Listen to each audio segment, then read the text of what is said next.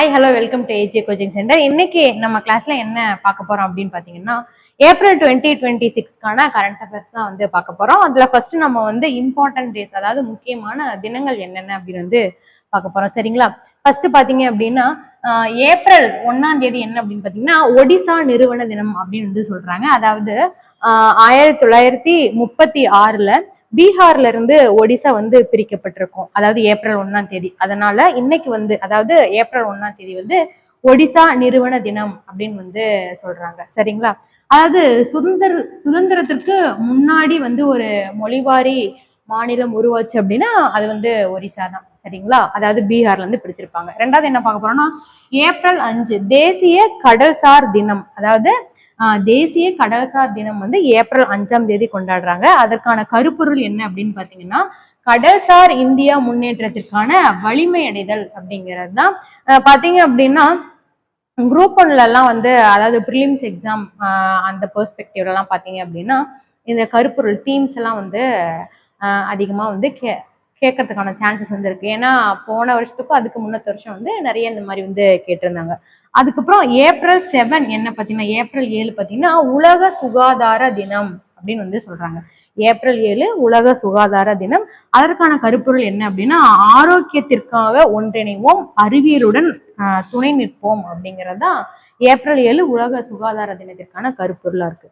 அதுக்கப்புறம் பாத்தீங்க அப்படின்னா ஏப்ரல் 11 பாத்தீங்க அப்படின்னா சர்வதேச தாய்மை தினம் வந்து கொண்டாடப்படுகிறது. இதற்கான கருப்பொருள் தாய் மற்றும் சுகாதார பராமரிப்பு அப்படிங்கறதா. ஏப்ரல் 11 தாய்மை தினம் கொண்டாடப்படுகிறது. அதுக்கான கருப்பொருள் தாய் சுகாதார பராமரிப்பு அப்படிங்கிறது. அதுக்கப்புறம் பாத்தீங்கன்னா ஏப்ரல் 12 என்ன அப்படின்னு பாத்தீங்கன்னா சர்வதேச மனித விண்வெளி பயண தினம் அப்படின்னு வந்து சொல்றாங்க. அதாவது ஃபர்ஸ்ட் 1961ல முதல்ல வந்து மனிதன் வந்து விண்வெளி பயணத்தை வந்து மேற்கொள்வோம். அது எப்போ அப்படின்னா 1961 ஏப்ரல் 12.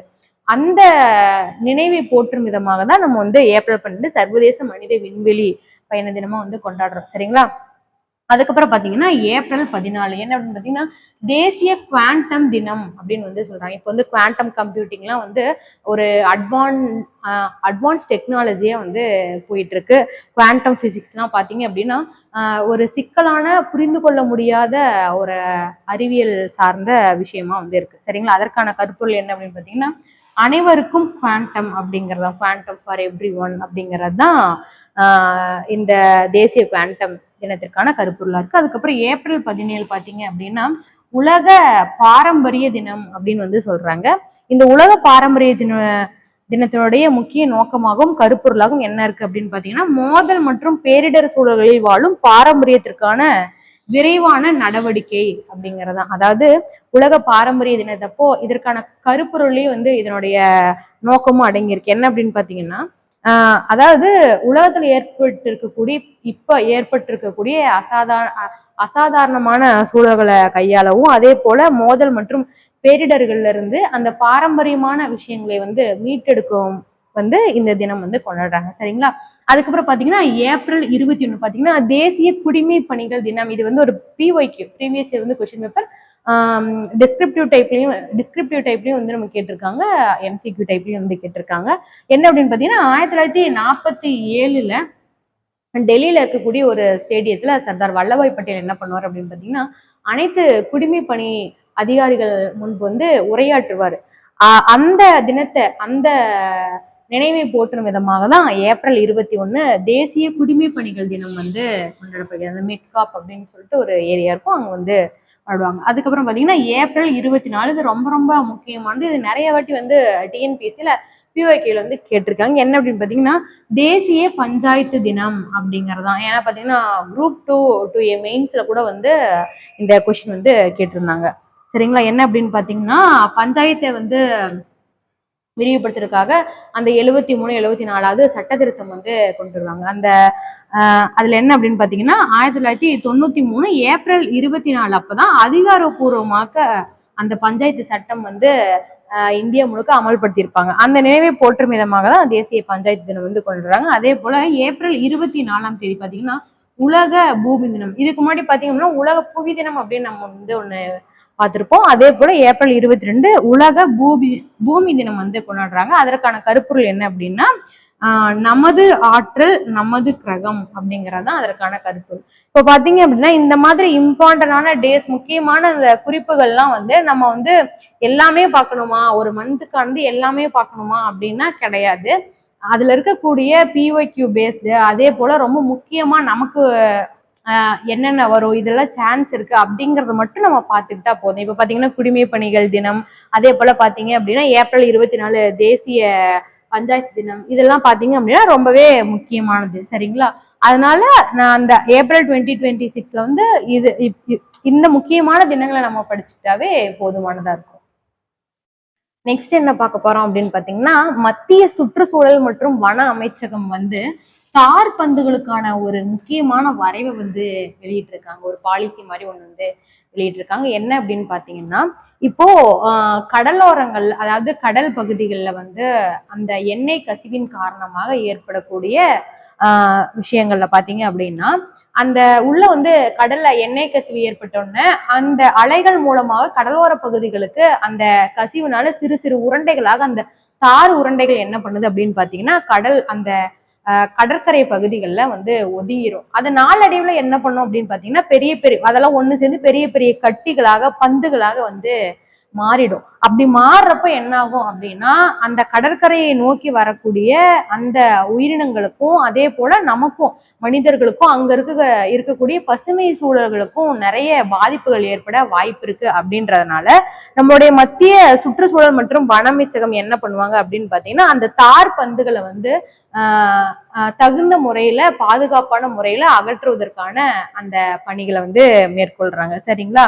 அதுக்கப்புறம் பாத்தீங்க அப்படின்னா ஷேகா ஏரி அப்படின்னு வந்து சொல்றாங்க. எங்க இருக்கு அப்படின்னு பாத்தீங்கன்னா, உத்தரப்பிரதேசத்துல அலிகார் மாவட்டத்துல வந்து இருக்கு. என்ன இதனுடைய சிறப்பு அப்படின்னு பாத்தீங்கன்னா, அது வந்து ராம்சாருடைய 99, அதாவது இந்தியாவுல 99வது தலமாக ராம்சார் தலத்தை, அந்த தளத்தினுடைய பட்டியல்கள் வந்து சேர்க்கப்பட்டிருக்கு ஷேகா ஏரி. ஷேகா ஏரி வந்து பாத்தீங்க அப்படின்னா ஒரு பறவைகள் சரணாலயமா வந்து உத்தரப்பிரதேசம் அலிகார் மாவட்டத்துல இருக்கு. 2026க்கான ராம்சார் தலமா வந்து இது வந்து அறிவிக்கப்பட்டிருக்கு. சரிங்களா? அதாவது உத்தரப்பிரதேசத்துல மொத்தம் 12 தலங்கள்ல இந்த ஷேகா ஏரி இப்போ வந்து புதுசா வந்து சேர்த்திருக்காங்க. சரிங்களா? அதுக்கப்புறம் பாத்தீங்கன்னா சிந்தி மொழியில வந்து நம்மளுடைய அரசியல் அமைப்பினுடைய ஒரு பிரதியை வந்து வெளியிட்டிருப்பாங்க குடியரசுத் தலைவர். சரிங்களா? அதாவது சிந்தி மொழி அப்படிங்கிறது பாத்தீங்க அப்படின்னா நம்மளுடைய அட்டவணை 8 இருக்குங்க இல்லையா, பாத்தீங்க அப்படின்னா அங்கீகரிக்கப்பட்ட மொழிகள்ல வந்து இந்த சிந்தி மொழியும் ஒரு மொழியா வந்து இருக்கு.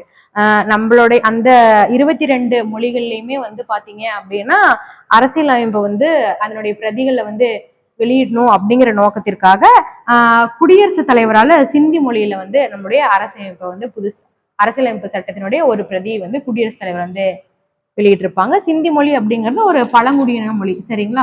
இந்த சிந்தி மொழி பாத்தீங்க அப்படின்னா தேவநாகரி வடிவமும் பாரசீக வடிவமும் சேர்ந்து இருக்கக்கூடிய ஒரு வடிவம் தான் பாத்தீங்க அப்படின்னா சிந்தி மொழியா இருக்கு. நெக்ஸ்ட் நம்ம என்ன பார்க்க போறோம் அப்படின்னு பாத்தீங்கன்னா 131வது திருத்த மசோதா வந்து மாநிலங்களவையில தோல்வி அடைஞ்சிருக்கும். இதுல ஒரு 3 மசோதாக்கள் ஒருங்கிணைச்சு வந்து மக்களவையில் வந்து வெளியிட்டிருப்பாங்க. மக்களவையில் இருக்கக்கூடிய எதிர்கட்சிகள் அனைத்துமே சேர்ந்து இந்த மசோதாவை வந்து நிராகரிச்சிருப்பாங்க. இதுல ஒரு 3 மசோதா இருக்கும். ஒன்றிய பிரதேசங்களுக்கான மசோதா இருக்கும், 2வது தொகுதி வரையறைக்கான மசோதா இருக்கும், அதே போல 3வது அந்த பெண்களுக்கு மக்களவையில 33% பெண்களுக்கான இடஒதுக்கீடு அந்த மசோதாவும் இருக்கும். சரிங்களா? 2029ஆம் ஆண்டு வரக்கூடிய தேர்தல்கள்ல மக்களவையிலையும் மாநில சட்டமன்றத்தின் கீழவையில், அதாவது சட்ட பேரவையில வந்து பாத்தீங்க அப்படின்னா பெண்களுக்கு 33% இடஒதுக்கீடு வழங்கும் மசோதா பாத்தீங்க அப்படின்னா இதுக்கு முன்னாடியே வந்து நிறைவடைந்திருக்கும். சரிங்களா? 2029 அதுல இம்ப்ளிமெண்ட் பண்றதா வந்து பேசிட்டு இருக்காங்க.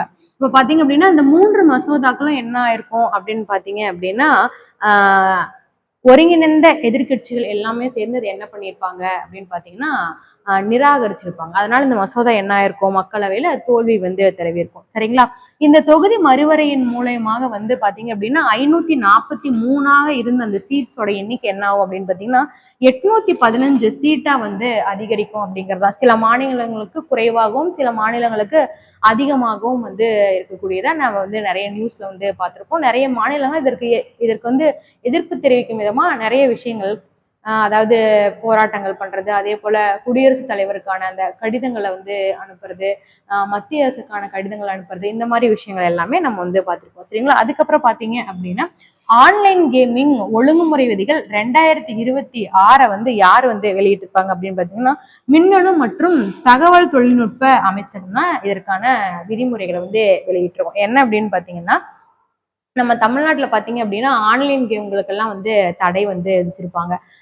தடை அப்படிங்கிறத விட அதற்கான கொஞ்சம் லிமிட்ஸ் எல்லாமே வந்து செட் பண்ணியிருப்பாங்க. அது கூட சந்துரு, அதாவது ஓய்வு பெற்ற நீதிபதி சந்துரு அவர்களுடைய தலைமையில ஒரு குழு வந்து தமிழக அரசு ஏற்படுத்தி என்ன பண்ணியிருக்கோம் அப்படின்னா அதுக்கான அந்த லிமிட்ஸ்லாம் என்ன, எந்தெந்த மாதிரியான விஷயங்கள் எல்லாம் இதுல பண்ணலாம், அதற்கான ப்ரொமோஷன்ஸ்லாம் என்ன, எத்தனை வயதுக்கு உட்பட்டவங்க எல்லாம் இது வந்து விளையாடலாம், அதே போல இதற்கான வரிகள் என்ன. இப்ப பாத்தீங்க அப்படின்னா அந்த ஆன்லைன் கேமுக்கான வரி பாத்தீங்கன்னா ஜிஎஸ்டில 40% இன்க்ரீஸ் பண்ணியிருப்பாங்க.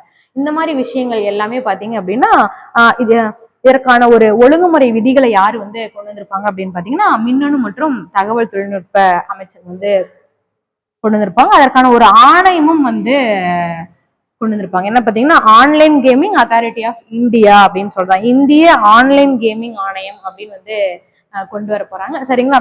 என்ன அப்படின்னா பல்வேறு மாநிலங்கள்ல ஆன்லைன் கேமிங்களுக்கான வந்து அந்த ஆன்லைன் சூதாட்டங்களுக்கான விளையாட்டுகளுக்கான நிறைய விதிமுறைகளை நிறைய மாநிலங்கள் வகுத்திருக்கும். அது எல்லாத்தையும் ஒன்று திரட்டி ஒரே ஒரு ஒரு ஒரே குடையின் கீழ் கொண்டு வரதுக்கான ஒரு முயற்சியா இது வந்து பண்ணியிருக்காங்க. சரிங்களா? அதுக்கப்புறம் பாத்தீங்க அப்படின்னா வேளாண் கடன் கட்டமைப்பு, அதாவது 2025-26 32.5 கோடி அளவுக்கு கடன் தாண்டும், அதாவது வேளாண் விவசாயிகளுக்கான கடன் தாண்டும் அப்படின்னு யார் சொல்லியிருக்காங்க அப்படின்னு பாத்தீங்கன்னா நபார்டு வந்து சொல்லியிருக்காங்க. சரிங்களா? நபார்டு தான் பாத்தீங்க அப்படின்னா ரிசர்வ் வங்கி என்ன பண்ணும் அப்படின்னா ஃபர்ஸ்ட் ரிசர்வ் வங்கி தான் இதற்கான கடன்கள் எல்லாமே வந்து பல்வேறு முறையில எல்லாமே பிரிச்சு வந்து கொடுத்துருப்பாங்க. அப்புறம் என்ன பண்ணுவாங்க அப்படின்னா 1982 நபார்டு அப்படிங்கிற ஒரு வேளாண் கடன் வங்கியை வந்து உருவாக்கி அதன் மூலயமா விவசாய கடன்கள் வந்து கொடுக்க வந்து ஆரம்பிச்சிருப்பாங்க. இந்த நபார்டு பாத்தீங்கன்னா 1982 சிவராமன் கமிட்டியோட ரெக்கமெண்டேஷன் பேசிஸ்ல தான் வந்து நம்ம வந்து நபார்டை வந்து இந்தியாவில் உருவாக்கியிருப்பாங்க. இப்போ நபார்டு வந்து ஒரு சர்வே பண்ணி என்ன பண்ணியிருக்காங்க அப்படின்னு பாத்தீங்கன்னா 2025-26 32.5 கோடி வந்து கடன் வந்து தாண்டும் அப்படின்னு வந்து ஒரு அறிக்கையும் வந்து விட்டுருக்காங்க. இப்போ நம்ம இந்த மாதிரி விஷயங்கள் எல்லாமே படிக்கிறப்போ நம்ம இதுல இருந்து இப்போ நபார்டுக்கு கீழே எத்தனை வகையான வங்கி கடன்கள் இருக்கு, யாராருக்கு வழங்குறாங்க, எவ்வளவு பெர்சன்டேஜ்ல வந்து வழங்குறாங்க, இதனுடைய பேசிக் ஸ்ட்ரக்சர் என்ன, இது எல்லாமே நம்ம வந்து நல்லா படிச்சுக்கிட்டோம் அப்படின்னா இதுல இருந்து வரக்கூடிய டைரக்டான கொஸ்டின்ஸ், இன்டைரக்டான கொஸ்டின்ஸ்க்கு நம்மளால கண்டிப்பா ஆன்சர் பண்ண முடியும். சரிங்களா? நெக்ஸ்ட் பாத்தீங்க அப்படின்னா தமிழ்நாடு காலநிலை முன்முயற்சிக்கு அங்கீகாரம் வந்து வழங்கியிருக்காங்க. யார் அப்படின்னு பாத்தீங்கன்னா அரூபன் எக்ஷாட் அப்படிங்கிற 2 குரூப், அதாவது இந்த 2 சோசியல் டிபார்ட்மெண்ட்ஸும் சேர்ந்து என்ன பண்ணிருப்பாங்க அப்படின்னு பாத்தீங்கன்னா நம்மளுடைய தமிழ்நாடு கிரீன் கிளைமேட் கம்பெனிக்கும் சரி, அதுக்கப்புறம் பாத்தீங்கன்னா கேர்ஸ் அப்படின்னு சொல்லுவாங்க. இது ரெண்டுமே பாத்தீங்க அப்படின்னா தமிழ்நாட்டுல செயல்பாட்டில் இருக்கக்கூடிய ஒரு திட்டங்கள் தான். அதாவது தமிழ்நாடு கால்நிலை மாற்ற இயக்கம் 2022 ஆரம்பிச்சு நம்மளுடைய தமிழ்நாட்டுடைய பசுமை பரப்பை வந்து 33% அதிகரிக்கணும் அப்படின்னா இதுக்கு கீழே 3 ஸ்கீம்ஸ் கொண்டு வந்து இம்ப்ளிமெண்ட் பண்ணுவாங்க. அதுக்கப்புறம் பாத்தீங்க அப்படின்னா கேர்ஸ் அப்படிங்கிறது ஈர நிலங்கள் பாதுகாப்பை வந்து பாதுகாக்கிறதுக்கான ஒரு விஷயமா இந்த திட்டத்தையும் வந்து அறிவிச்சிருப்பாங்க. சரிங்களா? இப்ப பாத்தீங்க அப்படின்னா இந்த ரொம்ப முக்கியமான விஷயம் என்னன்னா இந்த ஷெக்கா ஏரி எங்க இருக்கு, உத்தரப்பிரதேசல இருக்கு. இது வந்து 99வது தரமா, இப்ப 98 எது, 97 எது, இது எல்லாமே வந்து பாத்தீங்கன்னா சமீபத்துலதான் வந்து அறிவிச்சிருப்பாங்க. இதையும் வந்து நம்ம நல்லா பாத்துக்கணும். அதே போல சிந்தி மொழியில வந்து அரசியலமைப்பு ஒரு பிரதி வந்து வெளியிட்டு இருக்காங்க, அதுவும் பாத்துக்கணும். அதே போல இந்த 131வது திருத்த மசோதா அதாவது மக்களவையின் எதிர்கட்சிகள் எல்லாமே சேர்ந்து வந்து நிராகரிச்சிருக்காங்க, தோல்வியை தழுவி இருக்கு. அப்படிங்கிற பட்சத்துல இதுல 3 மசோதாக்கள் இருக்கு. அந்த 3 மசோதாக்களும் என்னென்ன, எந்தெந்த பீரியட்ஸ்ல வந்து அது வந்து செயல்பாட்டுக்கு வரும், இதனுடைய முக்கியத்துவம் என்ன அப்படிங்கறதையும் நாம பாத்துக்கணும். அதே போல ஆன்லைன் கேமிங் என்னதான் நம்ம வந்து இந்தியா லெவல்ல பார்த்தாலும் நம்ம தமிழ்நாட்டுல இதெல்லாம் வந்து ஆரம்பிக்கிறதுக்கு முன்னாடியே சந்துரு அவர்களுடைய தலைமையில கமிட்டி போட்டு என்ன பண்ணிருப்பாங்க அப்படின்னு பாத்தீங்கன்னா ஒழுங்குமுறை விதிகள் எல்லாமே வந்து கொண்டு வந்திருப்பாங்க. அதையும் நம்ம வந்து நல்லா வந்து படிச்சுக்கணும். அதே போல இந்த மாதிரி வேளாண் சார்ந்து நமக்கு கண்டிப்பா ஒரு கொஸ்டின் வரும். ப்ரிலிம்ஸா இருந்தாலும் சரி, மெயின்ஸா இருந்தாலும் சரி, நம்ம கண்டிப்பா கொஸ்டின்ஸ் வரும். இந்த மாதிரியான டீட்டெயில்ஸ் இப்ப நபார்ட் அப்படின்னு நம்ம படிக்கிறோம்னா அதை அதை பத்தி ஃபுல்லா என்ன இருக்கு அப்படிங்கறத நம்ம வந்து நல்லா தெரிஞ்சுக்கணும். அதே போல காலநிலையிலிருந்து நமக்கு வந்து ப்ரிலிம்ஸ்ல கேள்வி கேட்கறாங்களோ இல்லையோ, மெயின்ஸ்ல கண்டிப்பா வந்து கேள்வி கேட்பாங்க. அதனால இதையும் வந்து நம்ம நல்லா பார்த்துக்கணும்.